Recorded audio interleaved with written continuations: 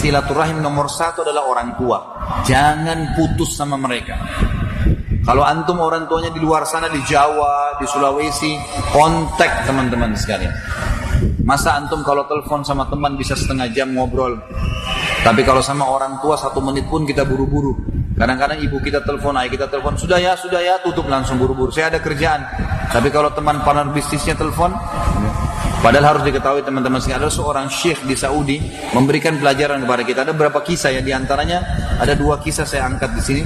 Yang satu teman-teman sekalian ini lagi pengajian kayak sekarang kita ini, kemudian ayahnya telepon, diangkat sama dia, sebentar jemaah ayah saya telepon. Lalu diangkat, iya, assalamualaikum ya, waalaikumsalam. Ayahnya bilang, nak, saya mau undang teman-teman saya makan, saya butuh 5 ekor kambing. Kata ayahnya, ini syekhnya di Jeddah, ayahnya di Qasim, jauh, mungkin bisa 1000 meter, 1000 kilometer, jauh. Kata anaknya ini, syekhnya, baiklah ayah. Dia nggak bilang, saya transfer uangnya ayah beli sana ya, enggak.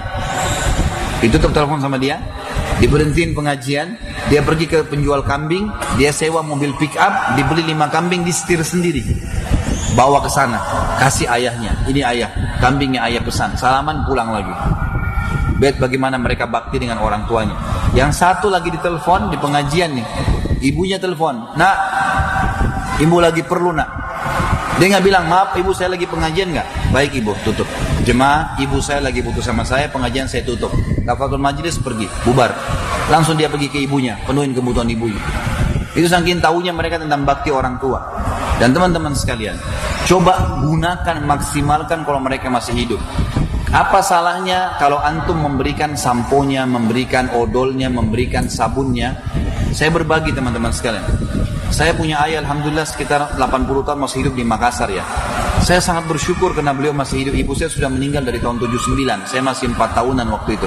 Tapi yang jelas ayah saya alhamdulillah masih ada. Dan saya setiap hari berusaha untuk telepon. Walaupun cuma sebentar, 1-2 menit saja. Antum coba telepon sehari, semenit 2 menit telepon. Assalamualaikum, salam, baik ayah, baik. Ada butuh sesuatu, tolong doain saya. Iya. Tidak pernah saya tutup telepon setelah ayah saya doain lalu saya susah, nggak pernah. Kalau ada yang sedang siapin masalah, ayah doain ya, iya baik. Semoga Allah mudahin kamu diberkahin, udah selesai. Selalu begitu teman-teman saya. Dan saya coba jalankan, ada satu wasiat seorang syekh di Jeddah. Ini kisah yang kita tutup dari silaturahim ini ya. Teman-teman sekalian, dia bilang saya lagi sholat, syekhnya lagi sholat Jumat. Tiba-tiba di saf tengah masjid ada orang ribut, kecamuk suara gitu. Jatuh, tergeletak rupanya. Dia bilang habis sholat saya pegang mic, saya tanya ada apa di situ jemaah? Oh ada satu orang jatuh, syekh. Baik, berikan dia, lawangkan biar dia nafas. Terus tolong beberapa orang bawa ke rumah sakit, dibawa ke rumah sakit. Kata dokternya, ini sudah meninggal setengah jam lalu. Kurang lebih waktu dia lagi di rakaat pertama sholat, waktu dia pertama jatuh. Orang itu pas sujud pertama di rakaat pertama meninggal dunia. Mati, kata dokternya ini sudah mati dari setengah jam yang lalu. Syekhnya bilang ini luar biasa orang. Ini berarti Allah tutup dengan husnul khatimah ya. Mati lagi sholat Jumat, di hari Jumat itu selamat dari fitnah kubur dalam hadisnya.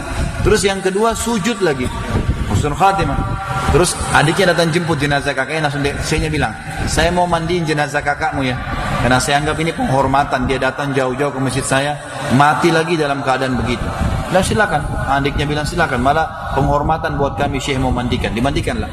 Setelah dimandikan jenazah kakaknya, malam takziahnya, karena sunat takziah 3 hari, menghibur keluarga yang sedang sedih, maka syekhnya bilang kepada adiknya, apa sih perilaku kakakmu sampai Allah tutup, meninggal hari Jumat lagi sujud lagi. Dia bilang begini syekh, kami punya seorang ibu yang tua, ayah kami sudah meninggal, dan kami semua bakti dengan ibu kami, tapi kakak saya ini berbeda. Setiap hari kami kalau ke rumah ibu kami, dia paling pertama ada, nggak pernah kami dahulu dia, pasti selalu sudah ada.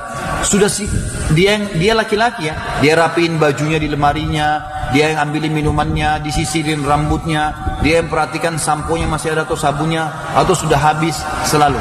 Kami nggak pernah bisa kalahkan dia di situ. Bayangin teman-teman, sampai sampo dan sabun.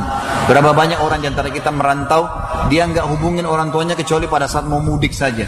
Atau mungkin dia pun tiba di kampung, sibuk dengan teman-temannya dan tidak sibuk dengan orang tuanya. Padahal itu puncak silaturahim tuh.